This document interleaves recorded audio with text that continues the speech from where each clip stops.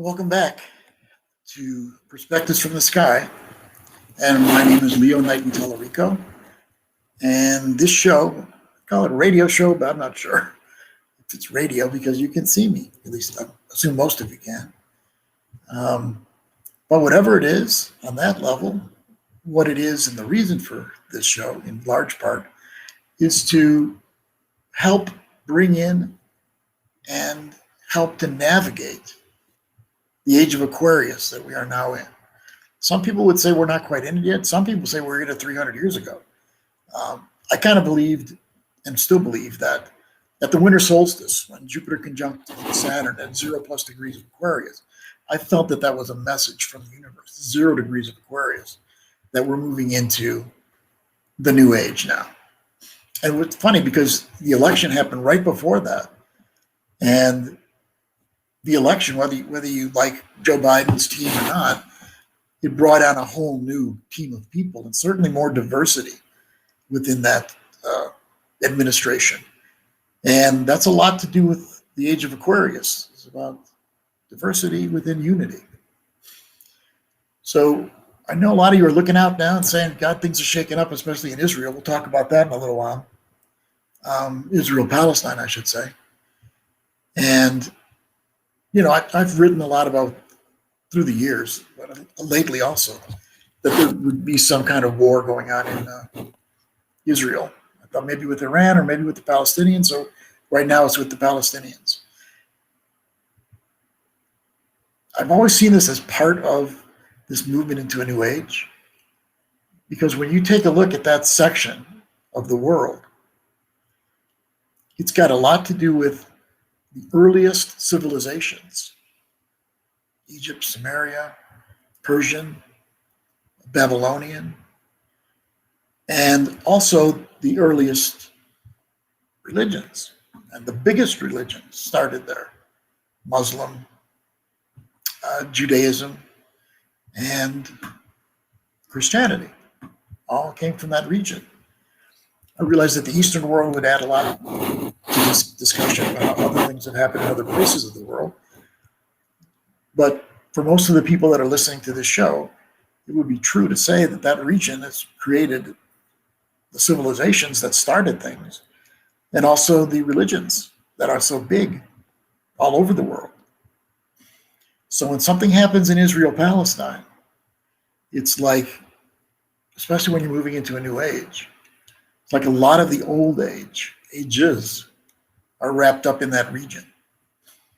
And so if we're going to go into a new age in as healthy a manner as possible, we need to release a lot of the attitudes and beliefs that are from that age, as can be seen in the Middle East. You know, take an eye for an eye and a tooth for one. You know, I can make a real joke. Yeah, everybody's toothless. But yeah, everybody does get toothless. It's like this revenge thing. It's understandably felt. But when people let go to it and allow it to take over their being, it's certainly not good for them on any level, emotionally, physically, spiritually. It doesn't mean don't ever feel anything like that, but don't let it take over. So that's what's going on there. A lot of hatred that goes for many, many, many generations of people is in that region, fighting for the piece of land that they all want. So that's one of the reasons that I've always felt that we need to concentrate on what's going to happen there, because that's releasing of the old age and the beliefs that go with the old age and letting in the new age and what it's to be about. We've just entered an important time period. The eclipse season has started. We haven't had an eclipse yet, but I feel that the eclipse season started at this last new moon in Taurus. And by the way, what's going on in Israel, Palestine, started right about then. In fact, the night before the new moon in Taurus. So this is bringing on something that needs to be addressed, and not just with military, but addressed by all of us as far as values go, as far as what we believe in, as far as what do we want our world to be. We can't just throw up our hands and say, well, wars, that happens, we have no control over it. That's just the way it is. That's reality. Well, a lot of what reality is what we create. And even though I by myself or you by yourself can't change a lot of these beliefs and attitudes that people have, we can, however, embody and embrace and be loyal to the values that we think and we believe are important for us as a human family and for us as a human family moving in to the age of Aquarius. We can set by example. We can hang out and talk with other people who believe similarly on the same soul level. But we don't want to go to war with those that believe different than us. Then we're just sucked into their same way of being. So, of course, that the old dog-eat-dog world, every man for himself, my family first, my religion first, my whatever first, and yours can't be as good as mine. Or the opposite, which is a problem too. Whatever you are and you bring is so much better than what I own, do, or bring to the table. So to really go deeper into this, the shifting of consciousness is what's necessary. Here are some stories that we've created as a human family that I believe to move into a new age, we need to rid ourselves of these stories. One is this world of superior and inferior. You can take that into so many places that things are going wrong. Slavery in America was based in large part on that. The Germans, what they did to the Jewish people is based on that. We're better, you're not worth anything. So this whole idea of somebody being superior and the other person being inferior, we have to throw that out the window. And I use the word superior and inferior because those are the words that's what's really hurtful to our human progress. It's like if I say, well, I played a better game of tennis than you did yesterday. No, that's not what I'm talking about. We do sports and things like that, card games, and somebody wins and somebody loses, and you feel proud of yourself and feel good that you won and enjoy competition. This is different. This is talking about the very essence of who people are. That somehow some people are superior and deserve more than other people. And there's a whole lot of people that believe that. They believe, and that's where privilege comes from too. I'm from a grander, better whatever than you are. And therefore, I'm looking down on you and I deserve more because I come from this higher strata of being. So that's one that has to go. And even if you're someone who says, well, I don't do that. You might in ways that you haven't been cognizant of yet. Like maybe you're an artist and you look at people that are, other than artists, artistic kind of people, maybe you look down on them. Or maybe because you got really good grades in school, you look down on people who don't have good grades and think of them even as stupid. In a way that's about judgment and devaluing. So that's the first one to work on. All of us need to work on is the superior versus inferior. As we get better with that, the doors start opening up more into the consciousness of the new age. Another one is perpetrator-victim. This one is very pervasive within our human family. And in some cases, men have been identified as perpetrators and women as victims. Do you realize how much that hurts our human family to toss that kind of belief system out there? It's like that's all there is, according to this belief system. You're either a perpetrator or you're a victim. You're either predator or you're prey. Crazy. Absolutely crazy that we've come to something like that. That doesn't mean that sometimes people aren't victimized. They are victimized. But when they begin identifying with being a victim, that's when there's a problem. No one needs to identify themselves as a victim. And it actually hurts your ability to grow in any way when you're thinking like that. So that's number one, perpetrator, victim, or I guess number two, we had superior, inferior. So, and men identifying with being a perpetrator. That's kind of crazy. I understand that in some cases, like when you go out in the world, people that have committed a lot of crimes and things like that, you see more men than women for sure.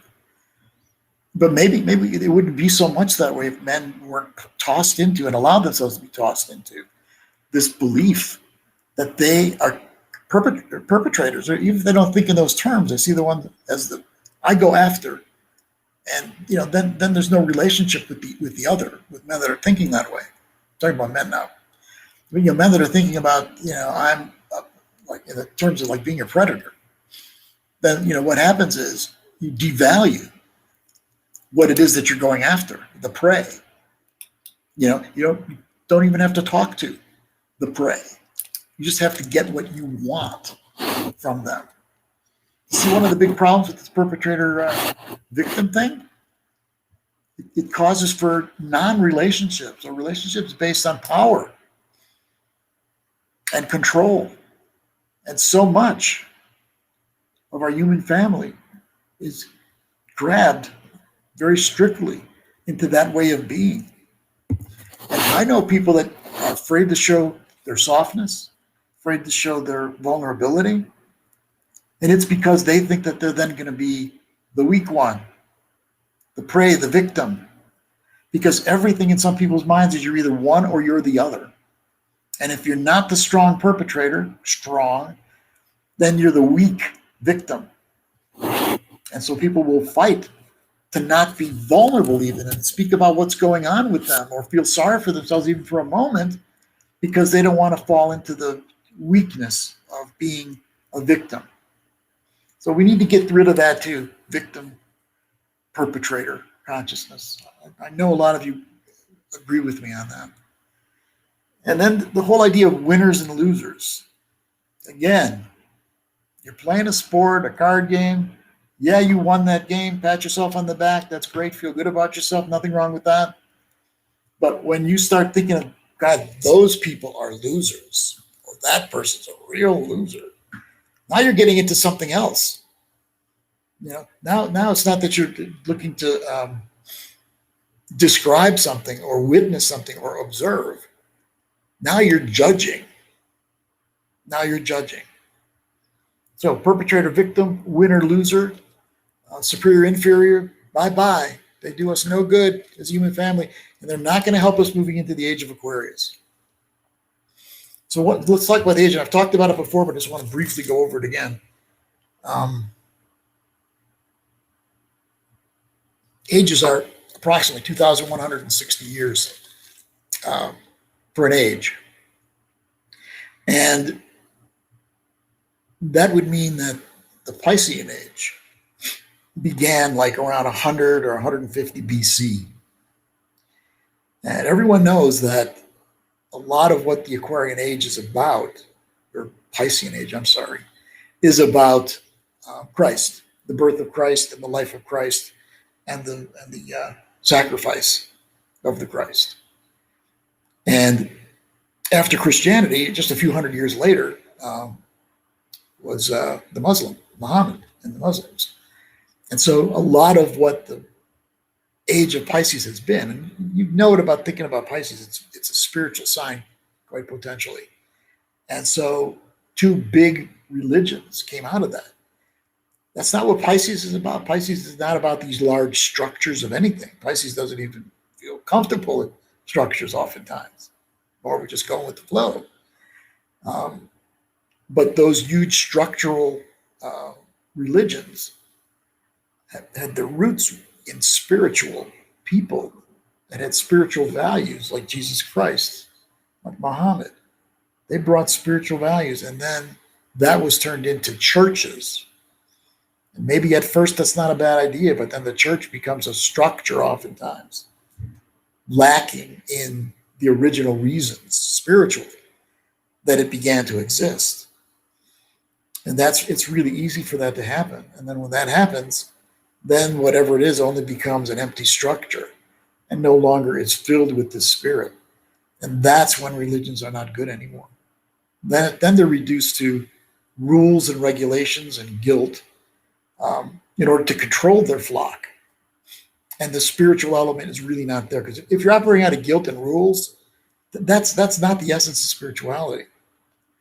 If you're just in spirituality for morality, there's nothing wrong with an element of spirituality to be morality. But morality is not in itself spirituality. A lot of people take the new spiritual world we're all in and they say, good, you're a good person or a bad person. You're a good person or an evil person. Good person, you go to heaven. A bad person, you go to hell. I don't know. What do you think about that? I think that it's a way of twisting some knowledge that we have into something that is not right. It's like everybody's not bad or good, dark or light. Everybody has many different mixtures of things inside of them. It's not also black and white. And we try to make it into black or white. We create bad situations for ourselves again. We project onto others the dark side, the evil side. And then we make them enemies. And then oftentimes we go to war with them. You see how often in a country we demonize, whether it's Saddam Hussein or whoever, we demonize. And when we demonize, then we get angry, then we have hate, and then we seek to eradicate whatever it is, because it's the evil. It's the lowly darkness. We all have dark and light inside of us. And, we want the light to hold everything inside of it. But the darkness is there. How do you know? Look at a daytime. Look at a day you work through. Light half the day, dark the other half of the day. That tells us something. That's the physical universe telling us of a reality. Yeah, that's the physical part, but it means on a soul level, it's the same thing.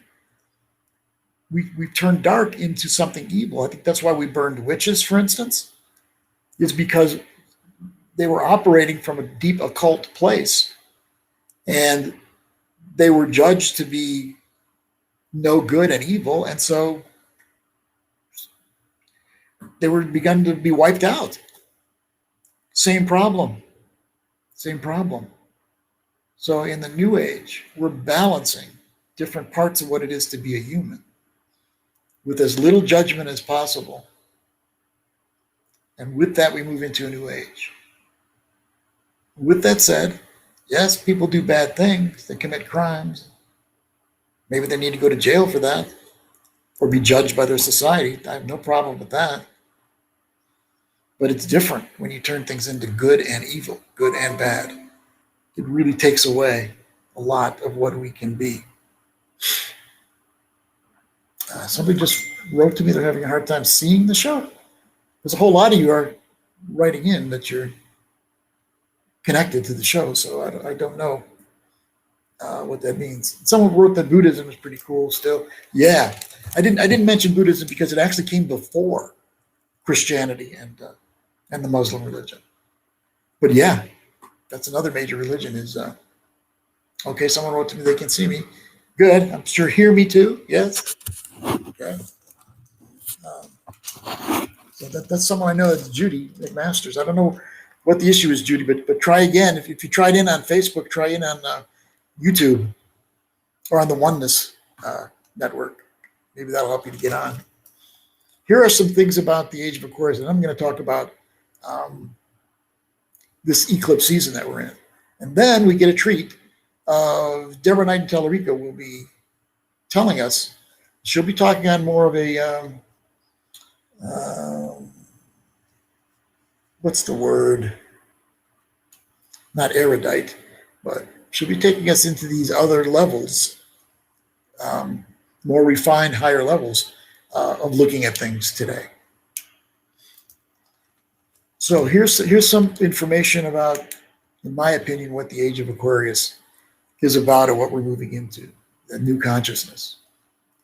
Of course, I write about it all the time, diversity within unity. And that's really important. It's like in the past, we've had more like, or even now, people that are individuals themselves, no unity. They just keep their individuality and they don't really unify. Or we get people that unify, but they unify by being just like everyone else, wearing the same uniform, thinking the same way.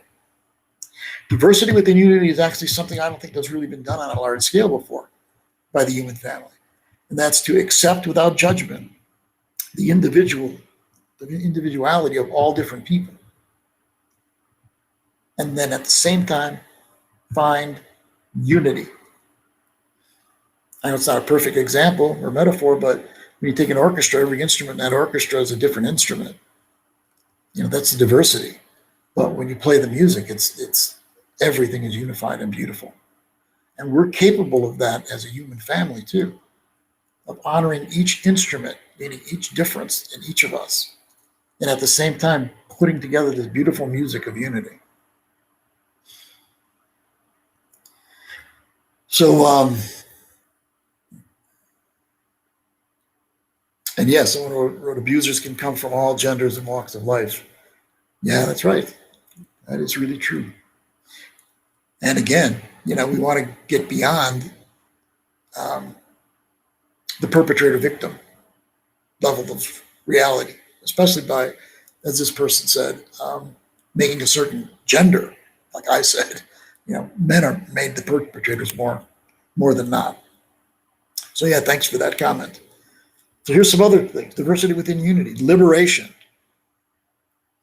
equality. That's the superior, inferior, all that. Equality.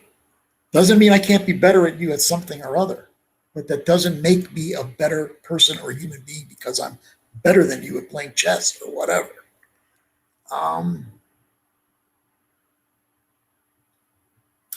Aquarius means that you're accepting of the parts of yourself that others may think are weird, but actually it's usually because you think it's weird that it's weird. But accepting that because it's part of the diversity. What's different about you? Accept it.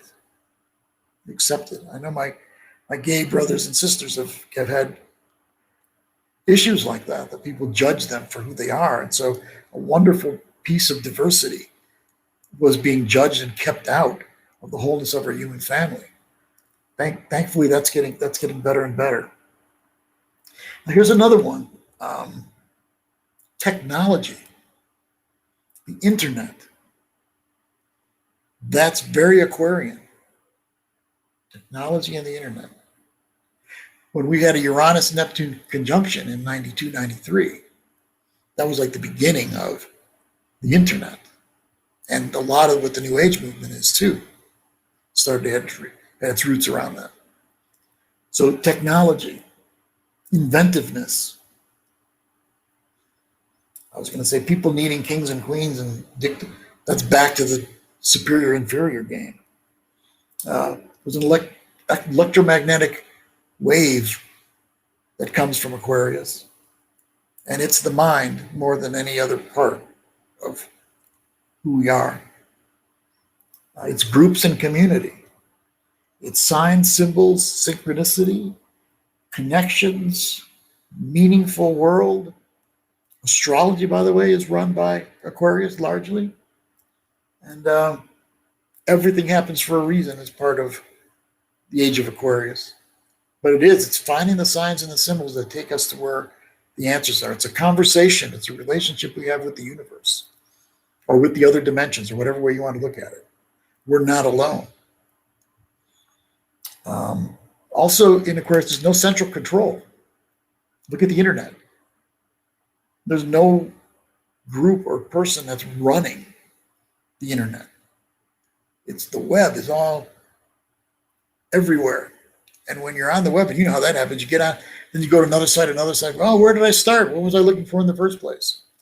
But that's the web of mind is also Aquarius. Our LGBTQ family is part of Aquarius, different than everybody else in that way. The trans population also is a part of that. And now here's one of the down parts of Aquarius that we all have to be aware of, the potential for this. And it's leaving the body. Yeah, out-of-body experiences, that's cool, but I'm talking about something different. I'm talking about we're in our heads all the time and not connected to our bodies and not connected to the body of Mother Earth. This is something we have to be concerned about. Technology is not going to go away. It's part of what it is to be Aquarius. And and a lot of it's wonderful. I mean, you must say, just to look back at, 30 years ago. And now we have all of these devices and ways to connect with each other in community in ways we never could before. Write a letter. Let it take 3-4 days, get the message to somebody. Be on a phone call if you could reach them, that they're home, or busy signals, you can't talk to them. So a lot of technology has been really good, but we need to concentrate on keeping our feet on the ground, so to speak. Keeping our feet on the ground, staying respectful of our bodies, staying respectful of Mother Earth. That we're not doing a very good job of. Respectful for Mother Earth, the things we throw around on her and her oceans and things like that. God, we need to grow up. Again, it's not about good person, bad person. In a lot of cases, it's about growing up. Taking responsibility for your place in the world. Hope I'm not preaching too much today, guys. So I think that covers a lot of what Aquarius is and the age of Aquarius and the kind of consciousness we need for the age of Aquarius. The first rumbles of the age of Aquarius, in my estimation, happened when we started seeing planets out beyond Saturn. Saturn was the furthest planet out for forever, until 1781. Uranus was discovered. And you look down on Earth, what's going on when Uranus was discovered? Two revolutions, American Revolution and the French Revolution. And this is a lot to do with Aquarius. And in our Constitution, United States Constitution, Bill of Rights, we write a lot of Aquarian properties that we want to have for the country. Some of the things I already talked about, liberty, equality, and of the people, by the people, and for the people. That is so Aquarian. It's like we, the people, take responsibility for the world that we are in. We, the people, take responsibility for the world that we are in. A lot of people will say, freedom is what I want. And some of them want freedom to do whatever the hell they feel like doing, regardless of what you and me might want. That's not freedom. That's not growing up again, I guess. So yeah, we all need to grow up and take responsibility for the world that we live in. Otherwise, it'll never be of the people, by the people, and for the people. Because if we can't take responsibility for the earth, someone else will take over and use all of us. And that's been done before many times. We give our power away, and then our power is taken away from us, even more than we gave away in the first place. So when these outer planets started coming in, that's when the first waves or the cusp of the age of Aquarius started. The next one that was discovered was Neptune in 1846, and then Pluto in 1930. And then the other thing that shows us the shifting, the transformation into the age of Aquarius is when those three outer planets make a relationship with one another. Like in 1965 and 66, Uranus, Pluto made conjunction with one another. And what did that create? The 60s revolution. And in 92, 93, Uranus and Neptune made conjunction. And what did that create? Like we said before, the New Age movement, and even more so, the internet. And computers themselves are very much a part of what Uranus and Aquarius is about.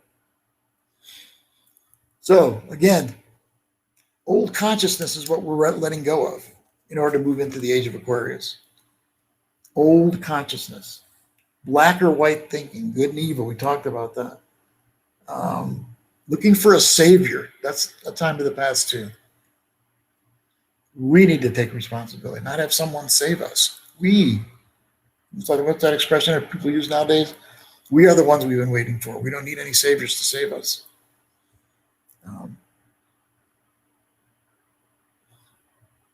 Men, no dog eat dog fighting for everything and killing one another like's happening in Israel. Again, that new moon in Taurus starts the eclipse season, and that war began that night, and now it's really brutal right now. And I can tell you that yeah, both sides are pretty violent and brutal, but what the Israelis are doing to the Palestinians is horrible. You look at the death tolls, you'll see like 149 Palestinians dead. And what did I see today? 48 of them were children or women. And then how many Israelis that died, which is horrible, even this amount, but it was like 10 people. This is what happens every time. It's not equal. When one's in power over the other, that's what brings about abuse of power. And we know which group is superior in power to the other right now. Something has to be done there. But look at all the issues that I brought up about the old age and the new age, and how much they sit there, how much they sit in that place, not moving into a lot of the ways that we're talking about that would be helpful and change the consciousness for us moving into the age of Aquarius. So let's move through this. Let's move through this eclipse season a little bit, talk about it, and then I give the floor to Leo Knighton Tallarico, who will be telling us a lot of good things to hear. So we have the new moon in Taurus. Now the next thing that's going to happen is there's a lunar eclipse on May 25th, 25, 26, depending on where you live. And then like 4 days later, Mercury will go retrograde. That's been happening a lot in these eclipse seasons lately. Have you noticed that? It's happening again. Makes everything a little more confusing, a little more challenging, a little more interesting in some ways too. And then on June 10th, there's a solar eclipse. And that solar eclipse is in Gemini, 19 plus degrees of Gemini. And it's conjunct the United States Mars. Mars in a country's chart has to do with military, and it has to do with police. We've had a lot of challenges with our police departments, civil rights, so that we need to improve on. And then we have these needless wars that we don't need to have. We have wars that aren't about anyone attacking us. The only time that happened was 9/11. We were attacked. All the other wars we've started, we weren't even attacked. So this solar eclipse in Gemini, keep in mind, if you're a mutable sign, Gemini, Virgo, Pisces, Sagittarius, you'll find the connection to that, both of those, one on 25th and this one. You'll find a lot of connection to those eclipses. The first one was at 5 degrees of Gemini, Sagittarius. I say Gemini, Sagittarius because the sun's in Gemini, the moon's in Sagittarius. That's how full moons are, sun and moon opposite each other. 5 degrees. So if you've got planets around 5 degrees of any of those mutable signs, you'll be more affected than other people. And on the other one, solar eclipse, that's at almost 20 degrees of Gemini. And so if you've got any planets, especially your sun or your moon, that are around 20 degrees, 19, 18, 21, 22 degrees of mutable signs, again, Gemini, Virgo, Sagittarius, Pisces, then you'll be more affected than most other people. What does that mean to be affected? What it means is you've got the opportunity for positive change in your life. That's what it always means. A lot of times people, when I say it'll be conjunct your this or conjunct your other planet, they go, oh my God, no. No, don't say that.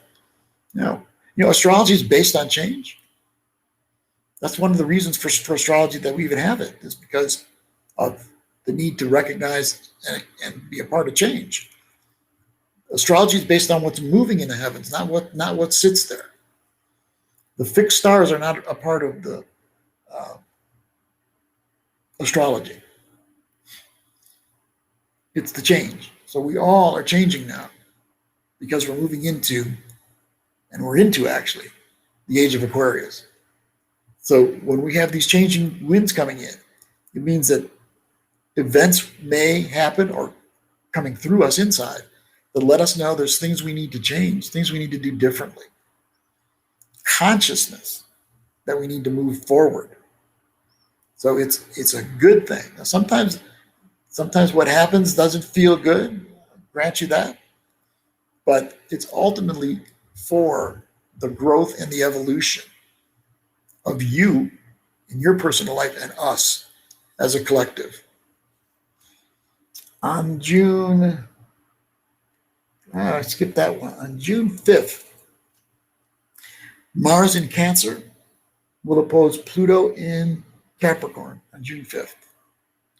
When Mars and Pluto get together, that's pretty intense. So be careful of your temper around those times, of getting over angry at whomever, even yourself. Mars Pluto can feel very, very intense. So just be careful with it. On June 14th, we have our Saturn square Uranus, the second time. The third one will be in December. And this is about order versus disorder. Saturn, order. Uranus, disorder. The disorder is for a reason. The disorder is to break things up and break things down that you are controlled by, whether it's a belief inside yourself, a person that you're with, a job that you're on. Uranus helps us to break out and to liberate ourselves so we can lead more authentic lives based on who we really are, not on what we're trying to be or have been forced to be. So that's what Uranus, what does Saturn do? Saturn helps to keep the stability, helps from things getting too out of control, helps to keep things together and in order. So when they have a battle with each other like they've been having, it gets played out in a way that you can see what's been happening. And it's that there's this movement for change and there's this movement to not have it go so fast. So when you look at conservative, what it means in essence, it's to slow things down, to be more cautious, to not let it. Thank you. Someone wrote esoteric. That's the word I wanted for whatever it's going to do today. Bring us into more esoteric realms. Thank you, Christine. So that's the Saturn square Uranus. And that'll be at 13 degrees of Aquarius for Saturn and Taurus for Uranus. And you can look, when you look out on the world, there's going to be things shaking up even more. There could be more war kind of things happening. Ukraine, Russia, China. When I look at their charts over the next few months, they all have that danger. But when you're looking at it, realize that this is about change that's necessary. As you see the economy going through difficult times coming up, realize that the system we've got economically is not working in the world, not working in our country. Yeah, for some people it does, but overall it's really not working. You have too many people that have way more money than other people do. And we need to have a system that balances things off. You want to have the incentives still. That's what capitalism does, motivates people to do better. But you also want to have fairness, and that's what socialism does. So some kind of balance between those two ways of doing economics, I think, will be best for us. And I think we'll figure that out. But things will be coming down a little bit in order to force us or push us to start creating new ways of being. Coming up, Deborah Knighton Tallarico in just a couple of minutes, but let me just say this. Next show, we're going to be bringing on Peter Sterling. I met Peter at a expo on UFOs and ETs in Sedona. And he is going to come on and tell us about the experiences he's had with ETs. He's also a tremendous harpist. I don't know whether he can do that for us. But he definitely is going to tell us about his connections and ships of ETs that he's experienced. And he's a very intelligent person who you'll have a hard time negating what he's telling you and telling us. And then Ron Yamiko will be on next week too. Ron is a healer in our community, but he's much more than just a healer. He's a person who has great connection to consciousness and the changes in consciousness that we're moving through to get into the Age of Aquarius. So you know that one of the big things that we do on this show, besides the astrology and looking at the Age of Aquarius, is about the UFOs and things like that. And there's been one more thing, and I'm going to give it over to Deborah. John Radcliffe, who's a former director of intelligence, I think it was under Trump actually, is saying that the government's no longer taking it lightly, the different sightings. And the Navy and Air Force have picked up satellite imagery that he says frankly engage in actions that are difficult to explain, movements that are difficult to replicate, and that we do not have the technology for what we're seeing, what the Pentagon has been seeing, what other people have been seeing. We don't have the technology to do that ourselves, is what he's saying. He said there was a time where the speed was so immense, so tremendous, the speed, that it broke the sound barrier, these flying objects, without a sonic boom. And that really brought some light into him to know that. And then a few months before that, the Pentagon has been released 3 videos of UFOs, the Pentagon. And Senator Reid was a senator in Nevada, not anymore. He said that the sightings that are going to be stated by the Pentagon, or been shown by the Pentagon, quote from him, they only scratch the surface of what the Pentagon has on file or film.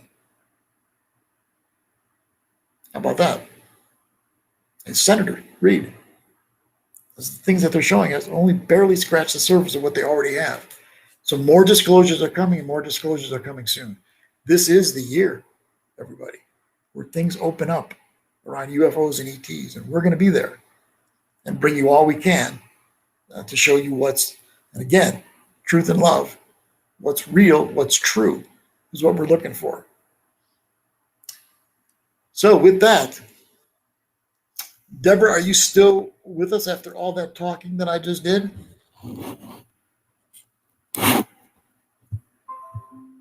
Okay, I guess I got to do this. Now, hi, Deb. There. I'm just in the other room from you.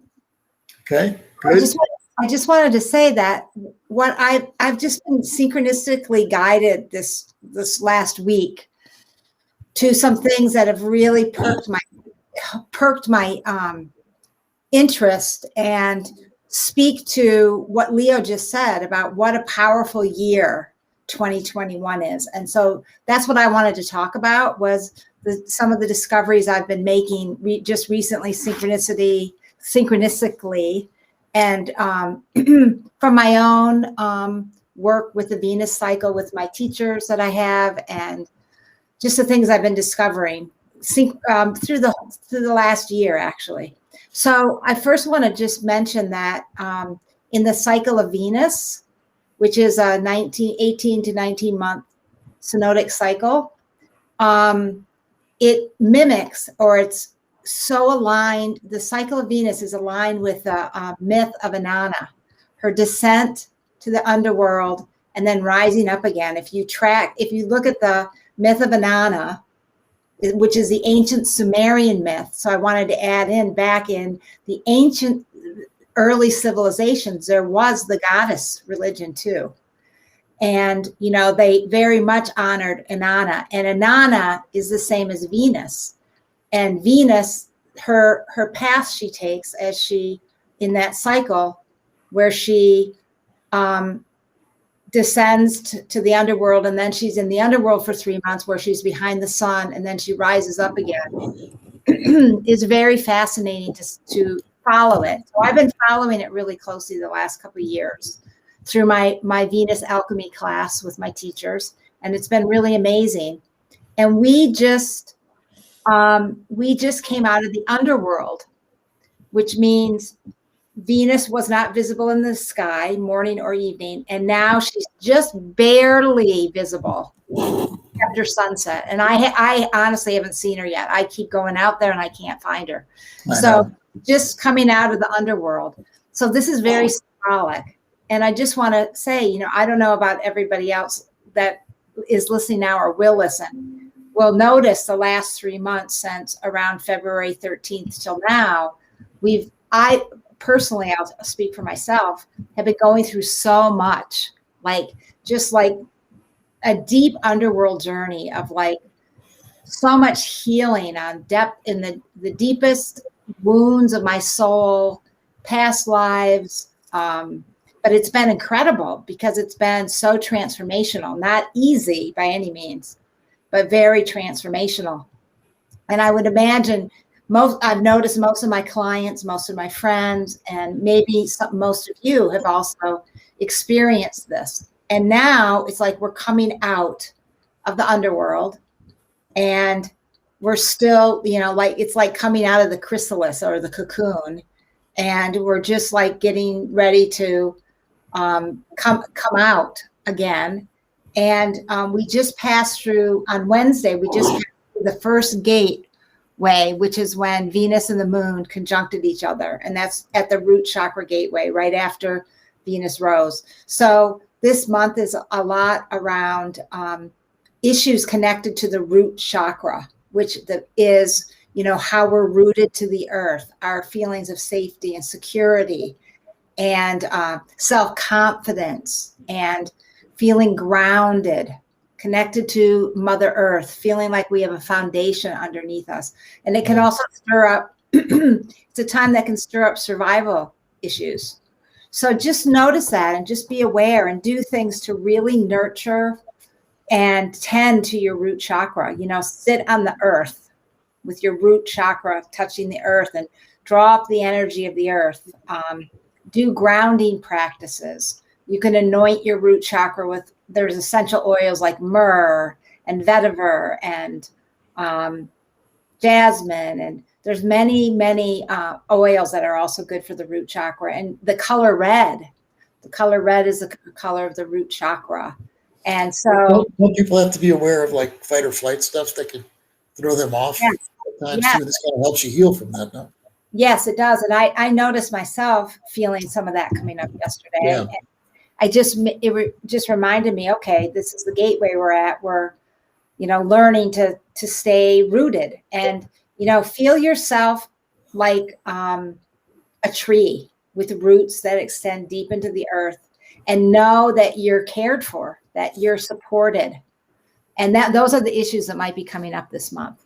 So just notice that and do everything you can to care for your root chakra. Then the other thing I wanted to mention, connected to the divine feminine, is, I don't know if people have noticed that look out into the night sky, but Mercury and Venus are visible together. And that's not very common that they're visible together and conjunct. Right. And they're together a lot more than usual. And on the day that Mercury goes retrograde, they're exactly conjunct each other. Which is the 29th again. Okay. Yes. And so I thought that was so interesting. Not only they're exactly conjunct the day Mercury goes retrograde, but actually visible together in the sky. And Mercury being actually brighter than Venus right now. So, and what I wanted to bring you to was what I learned in my Venus class, is in the book of Haram by Christopher Knight and Robert Lomas. They talk about this conjunction of Mercury and Venus as connected to the return of the Shekinah, or the divine presence of the feminine in our world. And I think we can all attest to that. We're seeing the rise of the divine feminine in our world. So,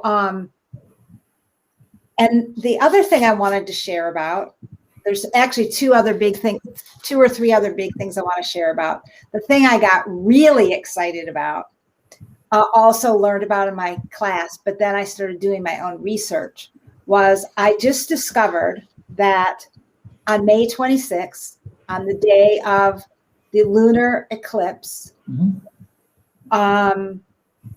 is the ending of a certain phase of the Toltec calendar. And those of you that know me know that I've been an avid studier, researcher of the Mayan prophecies, and so is Leo. We both have, really worked with them a lot. So anyway, there's this man, Sergio Magana, a Mexican man, who wrote the book 2012 to 2021, The Dawn of the Sixth Sun. So it was so magical that I got connected to this in time to share this with all of you and to do a lot more studying before the full moon eclipse. But it's the end of a long count calendar in the Toltec tradition, and the ending of the age of the fifth sun.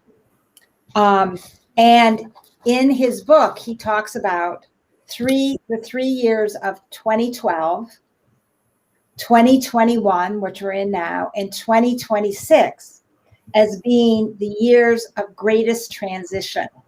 That makes so much sense to me.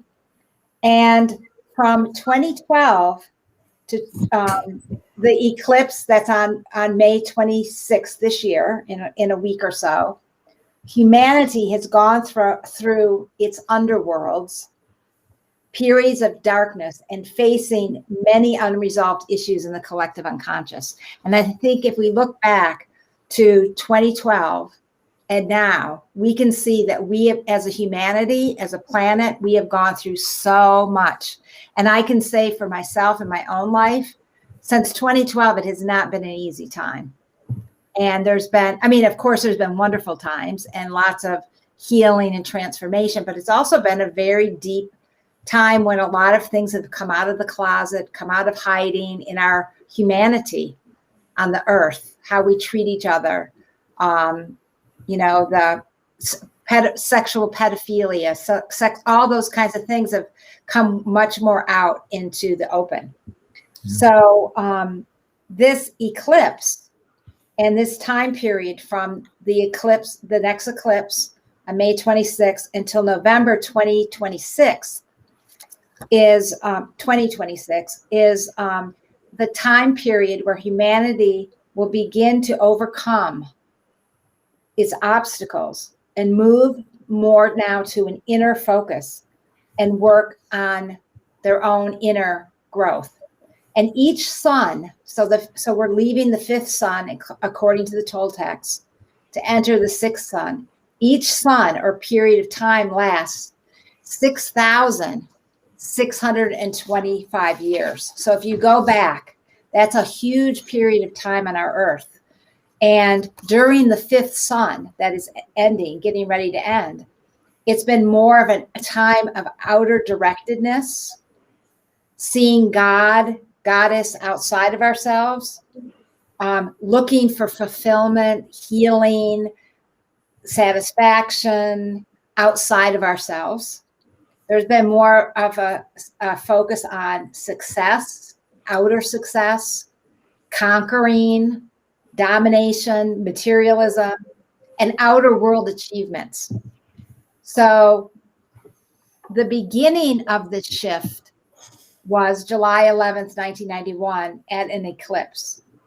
And that's when it started to have this shift, the dawning into the sixth sun. So the time of the sixth sun, there's actually a movie out on it that you can just Google time of the sixth sun and you can watch that movie and learn more about what the sixth sun. But what it's about is the sixth sun is all about the awakening and transformation of global consciousness, where we move to a more evolved state of being, into a higher level of collective co-creation together. And it correlates with some of the other things that I've gotten guided to that I'm going to talk about in a minute. But what this person said was that 2020 to 2021 would be the most challenging time. And it would be a time of, beginning the shift from the fifth sun and all that, all the underworlds we've gone through since 2012, and then moving into this new period of global consciousness. So that brings me to the other thing that I got guided to by a friend of mine who just passed away on Easter, Gloria Amendola. She told me about this Cathar chant, and she said, you have to listen to this. It's this most amazing chant. You can just Google the Cathar chant on and you'll find this chant. It's in French, but it's got the subtitles. And it was so riveting to find and listen to this chant. In the 13th century, the Cathars were these amazing beings that, like the Essenes, they followed They followed Christ and Mary Magdalene, but they were also very earth-centered. They loved the earth. They did ceremonies. So they were kind of a balance of, the earth, spirituality, and, Christ Magdalene. And they were considered a threat to the Catholic Church, and they were annihilated and brutally wiped out in the 13th century.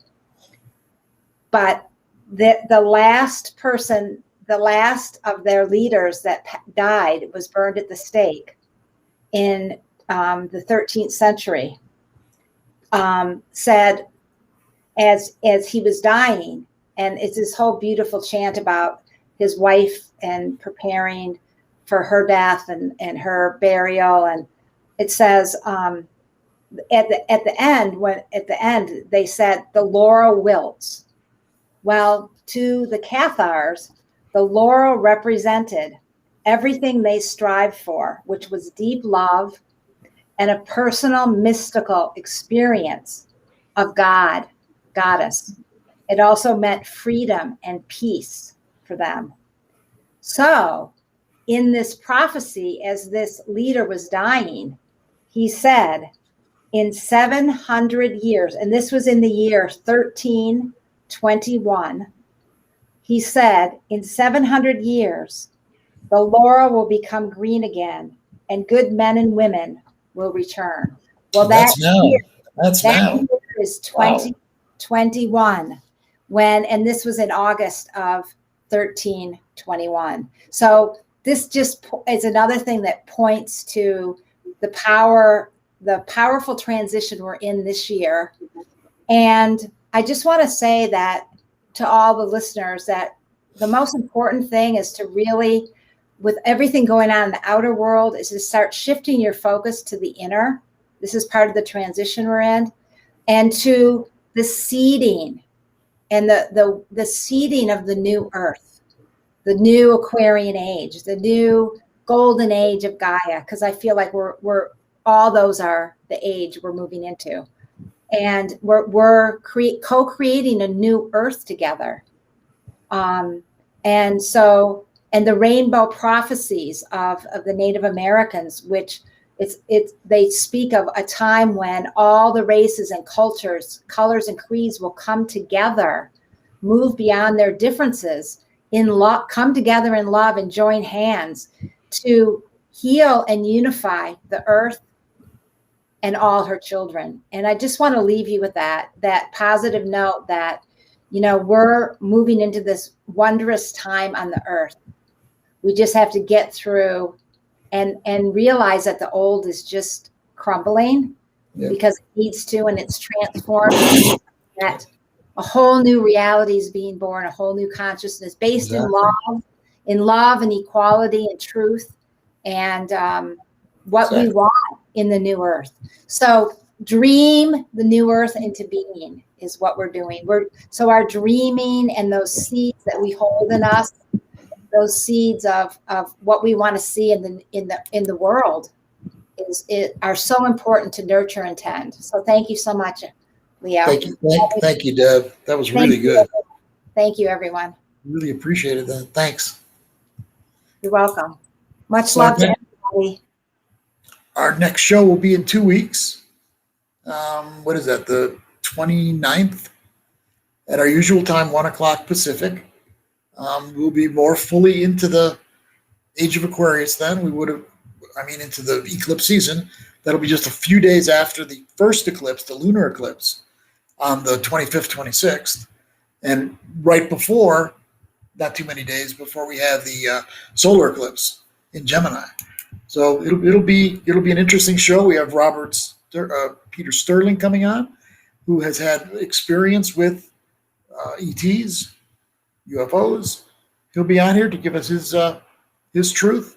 And then Ron D'Amico, a healer, who's also someone who really understands the change in consciousness that we're all going through.